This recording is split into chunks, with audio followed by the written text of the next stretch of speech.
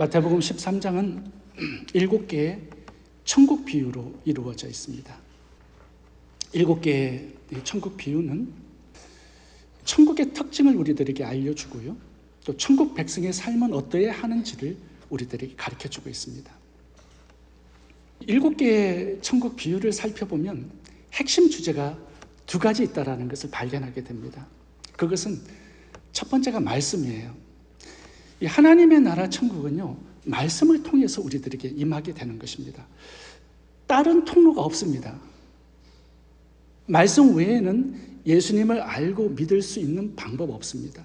제사함을 받고 구원받고 영생 얻고 천국 가는 길은 말씀 안에서만 주어지는 것입니다.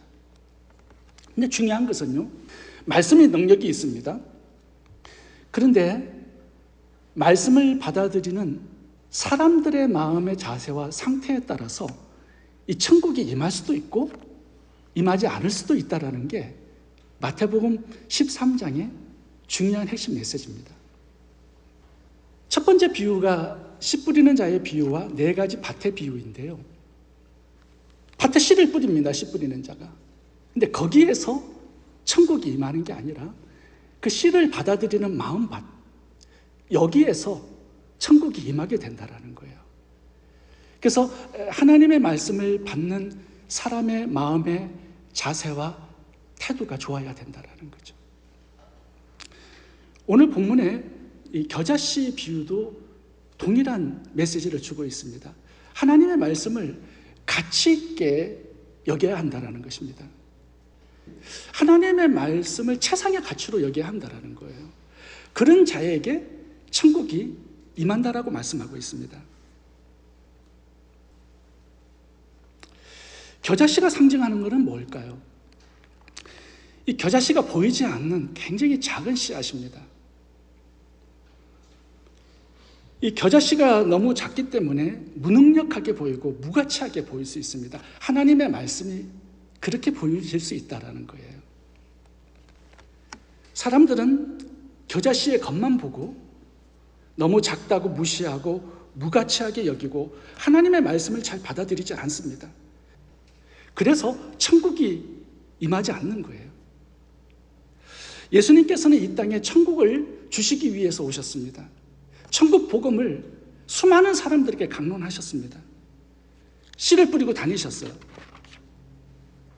근데 사람들은 예수님의 말씀을 받아들이지 않았습니다. 왜냐하면 이 천국 복음이 작은 겨자씨와 같이 너무 작고 무능력해 보이고 무가치하게 보이기 때문에 사람들은 거절한 것입니다. 그런데 하나님의 말씀을 가치 있게 여기고 능력이 있다고 믿는 존재가 있습니다. 교회 성도들이 아니라 마귀입니다. 마귀는 하나님의 말씀의 능력을 잘 알고 잘 믿고 아주 최대의 가치로 삼고 있습니다. 그래서 씨 뿌리는 자의 비유를 보면요, 마음밭에 뿌려지는 그 하나님의 말씀을 빼앗아 가기 위해서 옆에 진치고 있습니다. 마귀는 졸지 않아요. 성도들은 조는데. 성도들이 마음밭에 떨어져 뿌리를 내리기 전에 이것을 빼앗아 가기 위해서 옆에 기다리고 있어요. 마귀의 사역의 가장 최대의 중요한 사역 목표는 하나님의 말씀이 마음밭에 들어가지 않도록 하는 것입니다.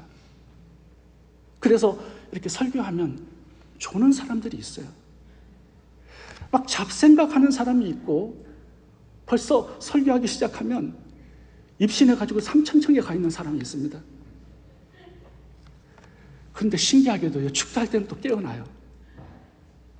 하나님의 말씀을 가치 있게 여기지 않는 그런 사람들이 교회 안에서도 너무 많다는 사실입니다. 마귀는 이 하나님의 말씀의 능력을 알기 때문에 사람들의 마음에 이 하나님의 말씀이 머물러 있지 못하도록 합니다. 말씀의 마음에 들어가서 믿음이라도 생기면 그 사람 제사함을 받고 천국 갑니다. 말씀에 들어가면 물이 포도주 되는 기적이 일어납니다. 마귀는 그것을 알아요. 하나님의 말씀이 들어가면 죽은 나사로가 살아난다는 이 하나님의 말씀의 능력을 마귀는 잘 알고 있습니다. 그래서 말씀이 들어가지 못하도록 막는 거예요.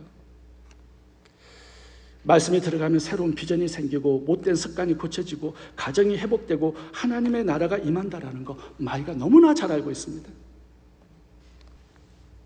그래서 마귀는 하나님의 말씀에 목숨 걸었어요.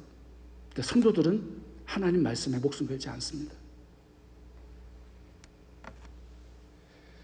마귀는 하나님의 말씀이 인간들에게 얼마나 생명이 되고 축복이 되는지 잘 알고 있습니다. 그래서 에덴 동산에 마귀가 찾아와서 제일 먼저 한 게 뭐냐 하면 아담과 하와에게 있는 하나님의 말씀을 빼앗아 간 거예요. 선악과 따먹지 말라는 이 말씀을 빼앗아 갑니다. 말씀을 빼앗기니까 어떻게 됩니까? 에덴 동산은 죽음의 동산이 되어버립니다. 아담과 하와는 하나님을 잃어버리고 자기 생명까지 잃어버리게 돼요. 그래서 마귀는 이 말씀을 빼앗아가는 것을 사역의 제일 목표로 삼고 있어요. 우리는 말씀을 지키고 붙드는 것을 우리 인생의 최대의 목표로 붙들고 살아가야 합니다. 왜요? 이 말씀에 생명을 주고 능력을 주고 천국을 주는 것이기 때문에 그런 것이죠. 우리가 마귀처럼 말씀의 중요성을 알면 얼마나 큰 역사가 우리의 삶에 일어나겠습니까? 창세기 1장을 보면 하나님께서 이 천지를 창조하시기 전에 혼돈, 흑암, 공허가 가득했습니다. 근데 하나님은 이 세 가지를 어떻게 고쳐나가고 변화시키냐 하면 가라사대 말씀을 집어넣는 것이었어요. 그래서 창세기 1장은 10번의 가라사대가 나옵니다. 그래서 말씀이 들어가니까 흑암은 빛이 되고 혼돈은 아름다운 질서로 바뀌고 공허는 하나님의 아름다운 창조의 세계가 그 속에 담긴 것입니다. 여러분, 땅이 노력해서 식물을 만들어낸 거 아닙니다. 단지 말씀만 들어간 것뿐이에요. 하늘이 자기 스스로 노력해서 해달별을 만든 것도 아니고요. 바다는 스스로 노력해서 물고기를 만들어낸 거 아닙니다. 하나님의 말씀이 들어가니까 그런 창조의 역사가 일어난다는 거죠. 우리의 마음속에도 하나님의 말씀이 들어와야 돼요. 우리가 스스로 우리의 인생을 바꿀 힘 없습니다. 하나님의 말씀이 들어오면 변화가 일어나고 거듭난 새로운 삶이 나타나는 거예요. 그게 창세기 1장에 가라사대가 주는 중요한 교훈입니다. 요한복음 4장에 보면 사마리아 수가성 여인의 이야기가 나옵니다. 자기 인생을 바꿔보기 위해서 6명의 남자를 바꿔치기 했습니다. 근데 인생이 바꿔지지 않았어요. 6번째 남자는 지금 동거 생활을 하고 있습니다. 예수님께서 찾아오셔서 대화를 나눠요. 말씀이 들어가니까 어떻게 됩니까? 이 수가성 여인이 자기도 모르게 인생이 변화된 것입니다. 수가성에 들어가서 복음을 전하는 전도인의 삶을 살아가요. 이것이 복음의 능력이고 하나님의 말씀의 능력입니다. 스스로의 노력으로 바꿀 수 없는 그 인생을 하나님의 말씀에 들어가면 변화가 되고 바꿔진다는 거죠. 누가복음 19장에는 세리 삭개오의 이야기가 나옵니다. 삭개오도 자기 인생을 바꿔보기 위해서 얼마나 노력했겠습니까? 동족의 매국노라는 말을 들으면서 죄인으로 인생을 살아갔어요. 돈은 많았지만 굉장히 고독한 인생이었습니다. 변화되지 않는 그의 인생에 예수님께서 찾아오셨어요. 예수님께서 삭개오야 내려오라. 이 한마디에 그의 인생이 통째로 바꿔졌습니다. 자기 재산의 절반을 팔아서 가난한 자를 구제하는 인생이 되고 여리고성에 교회를 개척하는 인생으로 변화되었습니다. 가라사대 하나님의 말씀의 능력이 이와 같다라는 거죠. 여러분, 아브라함을 한번 살펴보세요. 아브라함은 우상 숭배의 가정에서 태어나고 성장했습니다. 형은 일찍 죽었어요. 자기 아내는 불임입니다. 자녀를 낳지 못해요. 어떻게 보면 저주받은 인생이었습니다. 근데 75세 때 겨자씨가 떨어져요. 본토 친척 아비 집을 떠나 내가 지시한 땅으로 가라. 이 한마디 말씀을 붙들고 이 말씀을 가치 있게 여기고 말씀을 쫓아가는 인생이 됩니다. 그 결과 어떻게 변합니까? 예수 그리스도의 조상이 돼요. 모든 믿는 자의 영적인 아버지가 됩니다. 복의 조상이 되고 믿음의 조상이 돼요. 이게 하나님의 말씀이 가져오는 능력이고 축복입니다. 그래서 우리가 하나님의 말씀을 가치 있게 여기고 내 마음속에 자꾸 채워 넣어야 한다는 거죠. 베드로는 비린내 나는 갈릴리 어부였습니다. 예수님께서 오셔서 한마디 하셔요. 나를 따라오느라 내가 너를 사람 낚는 어부가 되게 하리라. 이 한마디의 말씀을 가치 있게 붙들고 모든 것들을 버리고 예수님을 쫓아갑니다. 그랬더니요, 갈릴리 어부가 이 세상을 복음으로 변화시키는 위대한 사도가 됩니다. 마태복음을 기록한 세리 마태도 봐보세요. 죄인으로 살아갔습니다. 예수님께서 찾아오세요. 나를 따라오느라 한마디 하셨는데 그 겨자씨 하나님의 말씀이 들어가서 그의 인생 전체가 바뀝니다. 마태복음을 기록한 사도가 돼요.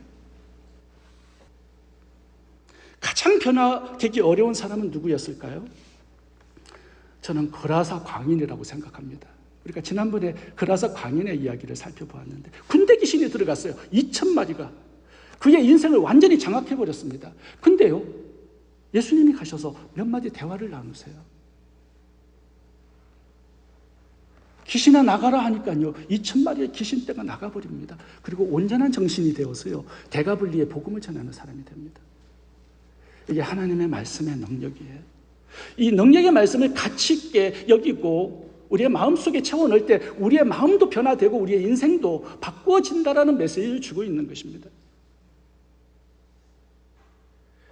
예수님은 천국을 주시기 위해서 이 땅에 오셨습니다. 그런데 말씀을 통해서 주시는 거예요. 말씀을 가치 있게 여기고 이 말씀을 소중하게 내 마음에 담는 사람들에게 하나님의 나라가 임하는 것입니다. 오늘도 말씀은 전파되지만, 씨는 뿌려지지만 천국을 경험하지 못하는 사람들이 많이 있어요. 왜? 말씀을 가치 있게 여기지 않기 때문에 그렇다라는 거죠. 말씀을 작은 겨자씨처럼 우습게 여기고 무시하지 않기를 바랍니다. 죽음과 생명, 지옥과 천국이 이 말씀에서 갈라지는 것입니다. 말씀을 대하는 우리의 마음의 태도와 자세에서 결정이 되는 것입니다. 이 겨자씨 하나같이 작게 보이는 하나님의 말씀, 누구나 무시할 수 있는 이 말씀을 온 우주를 창조하신 가라사대 능력의 말씀으로 보는 그 눈이 열릴 수 있기를 바랍니다. 그 말씀을 최상의 가치를 여기고 하나님의 천국이 임하는 인생과 가정이 될 수 있기를 바랍니다. 두 번째, 이 겨자씨 비유가 주는 교훈은 말씀 공부에 열심을 내라는 것입니다. 이 겨자씨 비유는요, 마태복음 13장에 나오는 7가지 비유의 첫 번째 비유, 씨 뿌리는 비유와 비슷한 내용입니다. 씨가 동일하죠. 그리고 이 씨가 마음밭에 뿌려집니다. 근데 다른 게 하나 있습니다. 굉장히 큰 차이점이 하나 있어요. 이 씨 뿌리는 자의 비유는요, 말씀을 받는 자의 마음이 수동적입니다. 누군가 떨어뜨려 주는 거예요. 근데 오늘 본문의 겨자씨는 갖다가 심었다라는 거예요. 자기 밭에. 능동적입니다. 자신이 직접 겨자씨를 가져와서 자기 밭에 갖다 심었다. 아주 적극적이고 능동적인 하나님의 말씀에 대한 자세가 나오는 것입니다. 읽어보겠습니다. 31절. 비유를 들어 이르시되 천국은 마치 사람이 자기 밭에 갖다 심은 겨자씨 하나 같으니, 누군가 말씀을 전해주는 사람이 없었어요. 자기가 공부해서 자기가 붙들어서 자기 밭에 자기 마음에 갖다가 심은 것입니다. 아주 적극적이고 능동적인 하나님의 말씀에 대한 자세예요. 이렇게 해야 천국이 임한다라는 것입니다. 스스로 노력해서 하나님의 말씀을 공부하고 연구하고 부지런히 말씀을 마음밭에 뿌리고 심는 이 부지런함, 열심과 열정을 가지라는 것이에요. 기다리지 말고 누군가 나에게 심어주기를 소극적으로 바라지 말고, 제가 주일날 이렇게 말씀을 전하는 것은 여러분 소극적으로 말씀을 받는 거예요. 일주일간 7시에 저녁 모임에 들어오시는 분들은 제가 말씀을 전해서 소극적으로 여러분들이 말씀을 받는 것입니다. 그런데 거기서 천국이 결정되는 게 아니에요. 믿음이 성장하기 위해서는요, 적극적이고 능동적으로 말씀을 공부하는 그런 말씀에 투자하는 시간들이 많이 있어야 합니다. 그렇게 소극적인 자세를 가지고 살면요, 누가 말씀을 가르치지 않으면 공부 안 합니다. 그럼 믿음이 식어지고 하나님께 멀어지는 거예요. 여러분, 겨자씨가 작다라는 것은 어떤 의미입니까? 내가 자세히 관찰하지 않으면 그 안에 있는 능력을 볼 수 없습니다. 그 안에 있는 가치를 내가 볼 수 없어요. 그러니까 관찰해야 되고 시간을 투자해서 면밀히 살펴봐야 한다는 거죠. 그래야 그 말씀 안에 담긴 예수 그리스도의 인성, 신성, 죽음, 보혈, 부활의 능력이 무엇인가도 알게 되고 예수님이 유일한 구원자 되신다는 것도 깨닫게 되는 것입니다. 소극적으로 주일날 이렇게 와가지고 한번 말씀 듣는 것으로 나는 천국 백성으로 잘 살아가고 있어. 이게 큰 착각입니다, 여러분. 적극적으로 말씀을 매일마다 먹고 묵상하는 마음에 새기는 이 작업이 없이는 하나님의 천국을 풍성히 경험할 수 없습니다. 말씀에 대한 적극적이고 능동적인 열심이 바로 천국 백성의 특징이라는 거죠.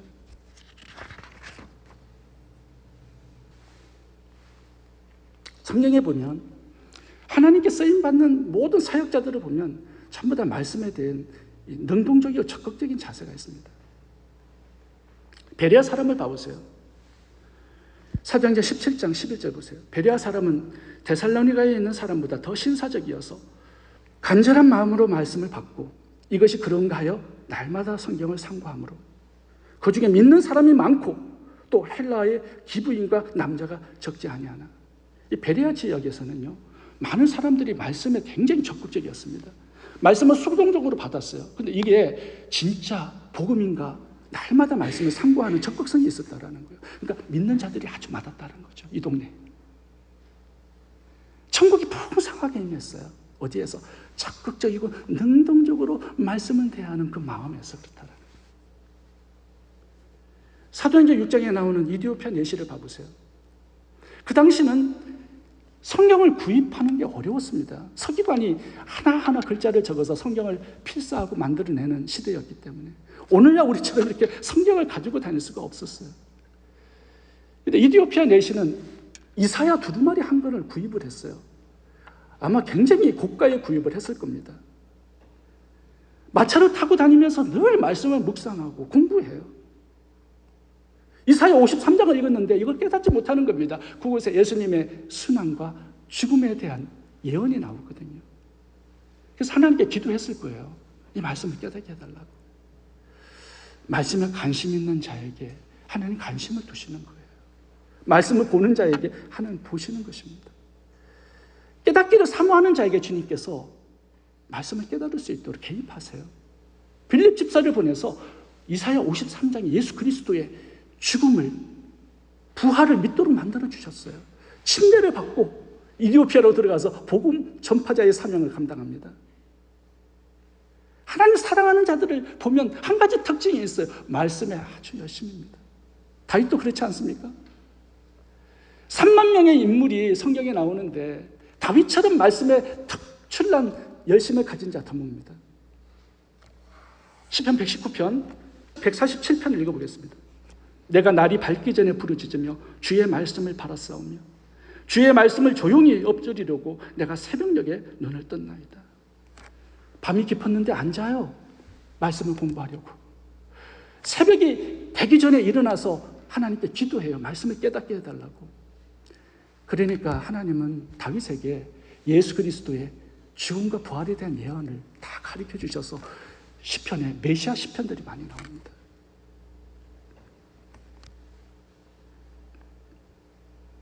사도 바울도 그렇지 않습니까?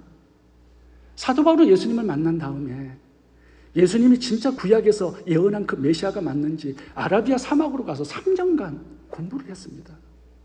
322가지 예수님에 관한 예언들을 하나하나 다 뜯어보고 공부하고 관찰했어요. 그리고 확신을 얻었습니다. 내가 만난 그 예수님이 구약에서 예언한 그 메시아가 확실하다. 그리고 전체의 삶을 예수 그리스도의 복음을 전하는 데 드린 것입니다. 제가 골프에 좀 관심이 있어가지고 골프 채널을 보는데요. 어느 날 신지혜 선수가 나타났습니다. 이 신지혜 선수가 이 4개의 메이저 대회를 1년 동안에 다 휩쓸었어요. 그리고 2009년도에 세계 랭킹 1위가 됩니다. 한국 선수로서는 대단한 업적을 남긴 거예요. 인터넷에 들어가서 이분의 인생 스토리를 좀 보게 되었습니다. 아버지는 광주 미문교회 담임 목사 심재선 목사님이세요.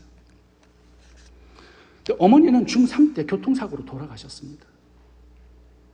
두 동생이 같은 차에 타고 있었는데요. 너무 심한 부상을 입어서 1년간 침대에 누워서 생활을 했다고 합니다. 갑자기 사모님이 죽으니까요. 사모가 없으니까 중3짜리가 사모의 역할을 교회에서 한 거예요. 그리고 부상당한 두 동생을 날마다 돌보게 된 것입니다. 중3이 이런 고난을 헤쳐나가기가 쉽지는 않았을 겁니다. 그래서 신지혜 선수가 했던 게 뭐냐 하면 날마다 큐티를 했대요. 그리고 일기장에다가 날마다 큐티 일기를 적었답니다. 그게 수북이 쌓여 있어요. 이 하나님의 말씀에 대한 매일마다의 묵상이 힘들고 불행한 자신의 성장 과정을 행복하게 이겨나갈 수 있는 비결이 되었다고 그렇게 간증을 합니다. 광주에 가면 한평 골프 고등학교가 있는데 거기를 들어갔어요. 탁월한 선수가 되었습니다. 1년에 몇 밀리언을 벌어들이는 재벌 골프 선수가 된 거예요. 아버지가 너무 행복하다고 합니다. 딸을 너무 잘 길러놨어요. 신앙인으로 세계적인 골프 선수로. 매일마다 말씀을 묵상해서 내 마음을 채우는 것, 이것이 하나님께서 주신 그 많은 축복을 감당하는 믿음이 되었다라고 말씀합니다. 하나님의 말씀을 가지고 천국이 임할 때 하나님은 그 안에 수많은 보화들을 담아주실 수 있는 거죠. 그렇게 많은 축복을 받을 때도 하나님의 말씀을 지속적으로 사랑할 수 있게 되는 것입니다. 그래서 말씀을 가치 있게 여기고 내 마음을 채우기 위해서 열심히 공부하고 노력하는 자들에게 하나님의 나라는 풍성하게 임하게 되는 것입니다. 세 번째, 겨자씨 비유가 주는 교훈은 나누고 섬기라는 것입니다. 32절을 읽어보겠습니다. 이는 모든 씨보다 작은 것이로되 자란 후에는 나물보다 커서 나무가 되며 공중의 새들이 와서 그 가지에 깃들 있느니라. 오늘 겨자씨 비유를 살펴보면 여러 개의 씨를 심은 게 아니라 단 하나만 심었다고 나와 있습니다. 근데 이 하나의 씨앗에서 큰 나무가 나온 거예요. 그 나무 안에 많은 열매들이 맺혔습니다. 그래서 어떻게 됩니까? 오늘 본문에 보면 새들이 와서 열매를 먹고 안식처를 삼았다라는 거예요. 이것을 통해서 주시는 교훈이 뭘까요? 겨자씨가 나무가 되어서 힘을 가졌어요. 열매를 가졌어요. 풍성한 삶을 살았어요. 이게 겨자씨의 열매일까요? 아닙니다. 하나님께서 보시는 열매는 뭐냐 하면 그 성공과 그 풍성한 그 힘을 가지고 누구를 섬겼냐 이거예요. 자신의 축복과 열매가 이웃의 행복과 축복이 되고 있습니다. 이웃을 먹이고 이웃의 안색처가 되고 있어요. 이것이 하나님께서 요구하시는 열매예요. 이런 삶을 살라는 거예요. 이것이 천국 백성의 특징이라는 거예요. 많은 사람들이 신앙생활 잘해서 물질적인 축복을 받고 이렇게 성공하고 이렇게 출세했다라는 간증 많이 합니다. 그런데 물질적인 축복이 세상의 성공과 출세가 이게 하나님께서 주시는 열매가 아닙니다. 세상 사람들도 그런 열매 많이 맺어요. 근데 천국 백성들은 열매가 다릅니다. 그것을 나누고 이웃을 섬기고 하나님의 뜻을 이루어서 죽어가는 영혼들의 생명을 살려내는 이 열매를 하나님께서 우리들에게 요구하시는 열매고 이것이 우리의 참된 열매라고 말씀하는 거예요. 우리가 하나님 말씀 사랑하고 말씀을 채우고 순종에 살아가면 하는 복을 주세요. 근데 그 복이 열매가 아닙니다. 우리의 복을 누군가 먹어야 돼요. 누군가에게 나누어서 이웃의 축복의 통로가 되어야 합니다. 그것이 우리의 열매가 되는 거예요. 하나님께서 우리에게 나누라고 많은 명령을 하고 있습니다. 왜 그럴까요? 이웃 사랑을 실천하라는 명령이 굉장히 많이 나옵니다. 왜 그럴까요? 하나님 주신 열매를 나눌 때 하나님께서 그 열매를 가지고 더 큰 축복, 더 큰 열매를 만들어 주실 수 있기 때문에 그런 것입니다. 그 열매가 뭘까요? 초대교회를 봐보세요. 초대교회는 가난했습니다. 근데 나눔이 풍성했어요. 그렇게 살아갔을 때 하나님께서 믿는 자의 수를 더하여 주셨더라 이렇게 기록되어 나옵니다. 더 많은 열매를 주시는 거예요. 나눔을 통해서. 삭개오를 봐보세요. 예수님을 만난 다음에 나눔의 삶을 살아갑니다. 그럴 때 하나님께서 그 나눔을 가지고 주신 열매가 뭡니까? 여리고성에 많은 가난한 자들이 구제를 받죠. 예수님을 만납니다. 교회가 개척이 되었어요. 이것이 하나님께서 주시고자 하는 영원한 열매, 더 좋은 열매예요. 다비다는 자기도 가난한 과부였지만 옷을 지어서 다른 과부들을 섬깁니다. 그렇게 살아갔을 때 다비다가 죽어요. 하나님은 베드로를 보내서 부활의 기적을 일으킵니다. 그 다음에 일어난 일이 뭐예요? 요바의 수많은 사람들이 예수님을 만납니다. 교회가 개척이 돼요. 다비다의 나눔을 통해서 하나님은 더 풍성한 열매를 맺게 하신 거죠. 그래서 하나님은 나눔의 삶을 명령하시는 거예요.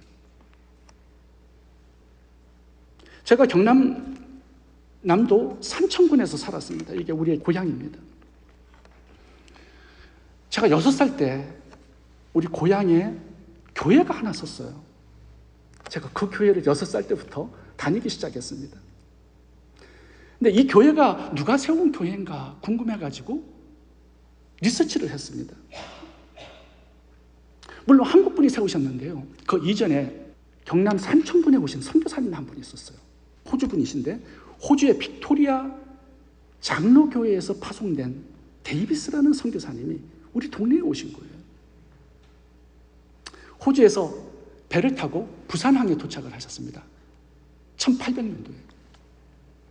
그래서 이분이 어디에서 사역을 준비하셨냐면 경상남도에서 사역을 준비하신 거예요.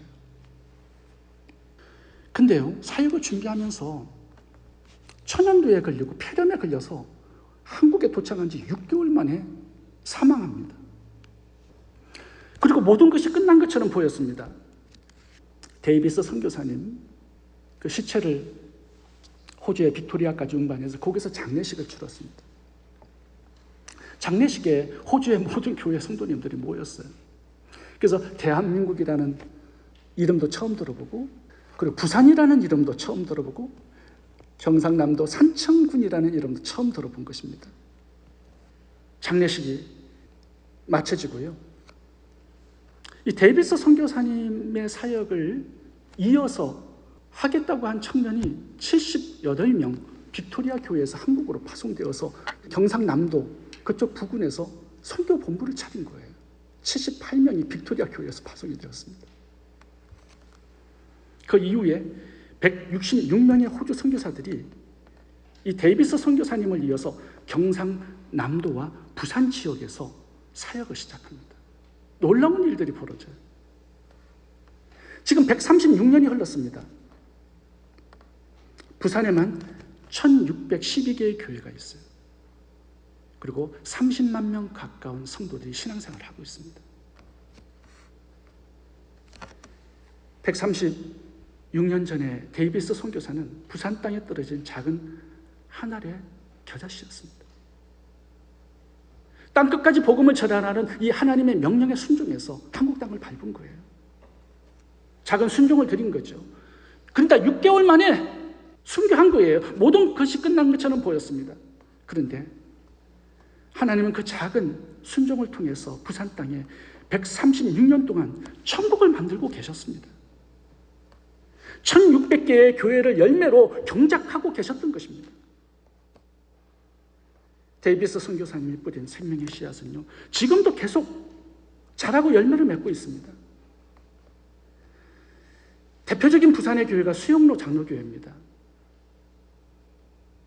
이 장로교회에서 한 교회에서 파송한 해외 선교사님이 1300명입니다. 너무 놀랍지 않습니까?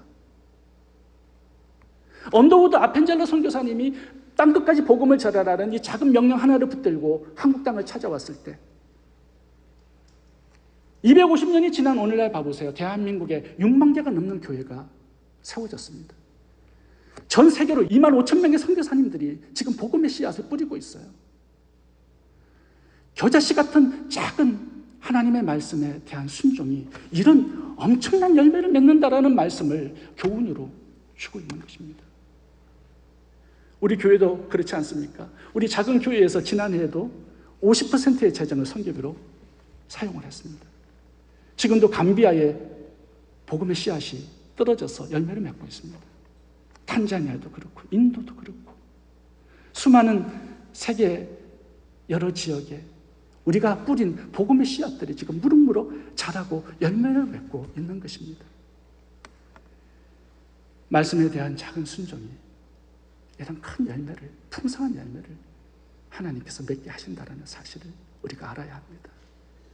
겨자씨와 같은 작은 순종을, 작은 나눔을 실천하라는 메시지를 우리들에게 주고 있는 거죠.